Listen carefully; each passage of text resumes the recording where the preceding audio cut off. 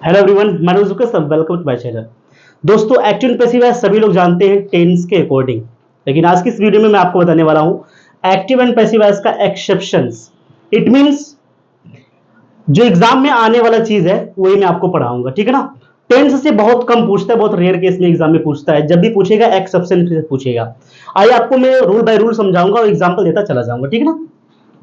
तो पहला रूल ये कहेगा कि जब भी सेंटेंस में आपका नो आ जाए, एक वर्ड याद रखिए, इनका आपको मीनिंग भी आना चाहिए।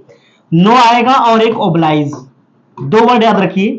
जब भी नो या ओबलाइज आ गया तो समझ जाइए कि हमेशा हम, जैसे आपको पता होगा कि एक्टिव पैसिव वॉइस में क्या करते हैं, हमेशा बाई का यूज करते हैं बिफोर सब्जेक्ट, सब्जेक्ट से पहले। आपको यहां पे बाई का यूज बिल्कुल भी नहीं करना है। नो या ओबलाइज आ गया तो बाई का यूज आप कर ही नहीं सकते हो। इसका रूल ये कहता है कि बाई के स्थान पे आपको टू यूज करना पड़ेगा जब भी नो या ओबलाइज आ गया तो। एग्जाम्पल मैं आपको यहां पर बता दूं, जैसे अगर यहां पे लिखा है कि सी नोज मी, सी नोज मी, ये सेंटेंस। अब इसी को चेंज करना है पैसिव वॉइस में। तो यहां पे देखिए ऑब्जेक्ट हमारा मी है, जो पहले है हमारा सब्जेक्ट सी है। इट मीन जो नो है हमारा वर्ब है। तो मी जब इधर जाएगा तो मी का यहाँ पे आई होगा, आई के साथ लगाएंगे हम एम, क्योंकि ये प्रेजेंट का इंडिफिनिट है। तो आई एम लगाने के बाद फिर आपको पता होना चाहिए कि वर्ब जब एक्टिव पैसिव बदलते हैं तो हमेशा वर्ब का हम कौन सा फॉर्म लगाते हैं, थर्ड फॉर्म यूज करते हैं। तो यहाँ पे अगर हम नो लगाएंगे तो नो का थर्ड फॉर्म है फिर नॉन निकल के आ जाएगा, ठीक है ना। लगाने के बाद अब मैक्सिमम लोग क्या गलती करेंगे, उनको लगेगा कि सी हमारा सब्जेक्ट है, इधर आएगा हर हो जाएगा, उसके पहले बाई लगा दे। यही आप मिस्टेक करोगे, ठीक है ना। तो कहने मतलब है कि जब भी नो या ओब्लाइज आ गया तो आप बाई नहीं लगाइए, बल्कि उसकी जगह आप टू लगा दीजिए और सी का इधर हर हो जाएगा। एक और एग्जांपल देखते हैं। जैसे अगर यहां पर लिखा है कि योर फादर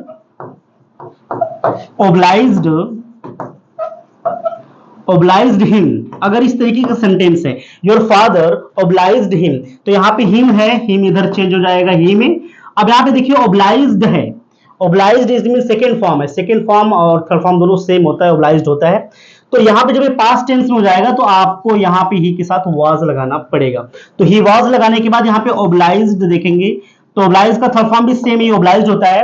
अब यहाँ पे सब्जेक्ट हमारा योर फादर है, इसके पहले बाई नहीं यूज करिए, आप यहाँ पे लगा दोगे टू योर फादर। ये सिर्फ 10th और 11th के लिए नहीं है। इट मींस अगर आप तैयारी कर रहे हो, जो ऑफन क्वेश्चन आस्क करता है, जहां पे आप छोटी मिस्टेक करते हो, ऐसे सेंटेंसेस भी करते हैं। अगर यहाँ पे बाई लगा रहेगा तो आपको लगेगा बिल्कुल सही है, एक्चुअल पैसिव वॉइस में बाई यूज होता है, बट यहीं पे आप कंफ्यूज जाओगे। जब भी नो या ओब्लाइज आ गया तो बाई की जगह आपको टू यूज करना पड़ेगा। आइए सेकेंड रूल देखते हैं। थोड़ा मन कर दीजिए, उतने टाइम ज्यादा मिटा रहे हैं। सेकेंड रूल ये कहेगा कि जब भी सेंटेंस में कंटेंट, एक वर्ड याद रखिए कंटेंट, एंड सेकेंड वर्ड है हमारा इंटरेस्ट। इंटरेस्ट, इसके अर्थ क्या होते हैं आप हमें कमेंट बॉक्स में जरूर बताएं कि दोनों का मतलब क्या होता है, इंटरेस्ट का और कंटेंट का मतलब क्या होता है।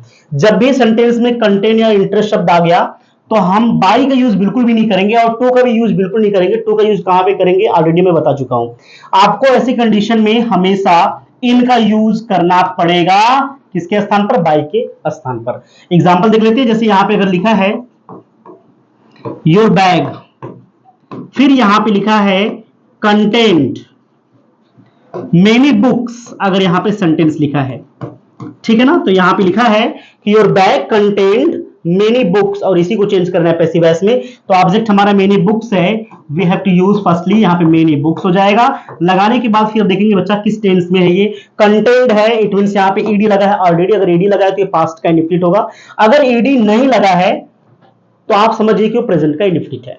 अगर प्रेजेंट का इंडिफिनिट है तो क्या करेंगे, ये पास्ट टेंस में है तो आपको यहां पे वर्ड यूज करना पड़ेगा, वर्ड यूज करना पड़ेगा, क्योंकि मेनी बुक्स हमारा बहुवचन में। तो मेनी बुक्स वर्ड लगाने के बाद फिर यहां पे कंटेंट जो है इसका थर्ड फॉर्म भी सेम यही कंटेंट होता है। कंटेंट लगाने के बाद सब्जेक्ट से पहले हमें क्या लगाना पड़ेगा, इन यूज करना पड़ेगा।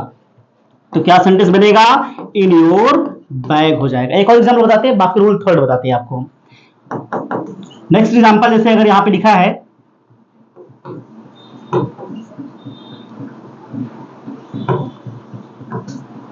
This case interest the lawyer. अब इसको चेंज करना है तो यहां पे ऑब्जेक्ट हमारा द लॉयर, इसको पहले कर देते हैं। तो यहां पे हो जाएगा द लॉयर।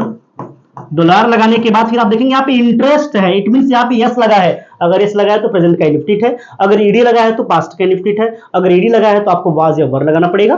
तो करना क्या है, द लॉयर लगाने के बाद हमें यहाँ पे इसके साथ क्या लगाएंगे, वाज, सॉरी वाज नहीं होगा,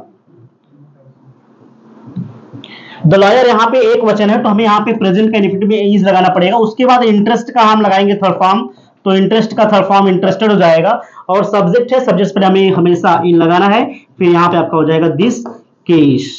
इस तरीके से यूज करना है। आइए रूल थर्ड देख लेते हैं, बंदी सर जी। नेक्स्ट रूल देख लेते हैं, और ये लास्ट रूल है, इट मींस एक्सेप्शन का। अभी 3-4 रूल और है, बाकी मैं उसकी अलग वीडियो बताऊंगी, क्योंकि एक ही वीडियो बताएंगे तो बहुत लंबा पड़ जाएगा और आप देखेंगे भी नहीं, ठीक है ना। तो यहाँ पे रूल थर्ड में देख लेते हैं, जब भी सेंटेंस में, याद रखिएगा, जब भी सेंटेंस में अलार्मेड हो गया, अलार्मेड हो गया, या तो प्लीज्ड हो गया, प्लीज्ड हो गया, तो ऐसे सेंटेंसेस के लिए हमें हमेशा और एक वर्ड होता है, सेटिस्फाइड होता है, सेटिस्फाइड होता है, ठीक है ना। तो ऐसे वर्ड के लिए हमेशा हम जो है बाई के स्थान पे हमें लगाना पड़ेगा, हमेशा यूज करना पड़ेगा, वो हमारा है विथ। इट मींस बाई के स्थान पे हमें विथ का यूज करना पड़ेगा। एग्जांपल देख लेते हैं, जैसे अगर यहां पे लिखा है कि माय एनिमी, और इन सब का अर्थ क्या होगा, बहुत आसान है, आप लोग बताने की कोशिश करिए, कमेंट बॉक्स में जरूर बताइएगा कि अलार्मेड और प्लीज्ड और सेटिस्फाइड का क्या मतलब होता है। माय एनिमी लगाने के बाद अगर यहां पे लिखा है माय एनिमी अलार्मेड, अलार्मेड, उसके बाद मी यहां पे लगा है, इट मींस इसको पैसिव वॉइस में चेंज करना है, तो मी का यहां पे आई और यहां पे ईडी लगा है, इट मींस यहां पे आई के साथ लगाएंगे वाज, और अलार्मेड का थर्ड फॉर्म यहां पे अलार्मेड हो जाएगा। और सब्जेक्ट से पहले हमें क्या लगाना है, बाई नहीं लगाना है, टू नहीं लगाना है, इन नहीं लगाना है, बल्कि रूल ये कहता है कि बाई के स्थान पे हमें विद का यूज करना पड़ेगा, तो विथ हो जाएगा, और यहां पे सब्जेक्ट लिखेंगे माय एनिमी हो जाएगा। उम्मीद करते हैं आपको समझा होगा, और ऐसे इंटरेस्टिंग वीडियो सब्सक्राइब करना चैनल।